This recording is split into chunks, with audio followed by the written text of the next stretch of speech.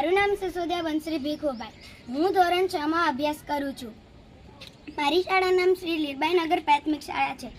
આજે અમે test kitchen garden ઉપર આવેલા છે। કાચનાર વૃક્ષ વાવો, સમૃદ્ધ થાઓ। આ વૃક્ષનું નામ કાચનાર વૃક્ષ છે, જેના પાન ઊંટના પગ જેવા છે અને તેના ફૂલને કોર્ટિકસ કહે છે। આને આપણે બટરફ્લાય વૃક્ષ પણ કહીએ છીએ, કારણ કે તેના પાન બટરફ્લાય જેવા છે।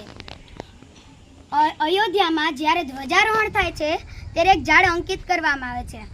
આ ઝાડ અંકિત કરેલા કાચનાર જ છે, કારણ કે આ કાચનાર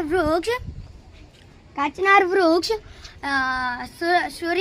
સૂર્યવંશી રાજ્યનું રાજ્ય વૃક્ષ છે અને આપણા રામ ભગવાન પણ સૂર્યવંશી હતા।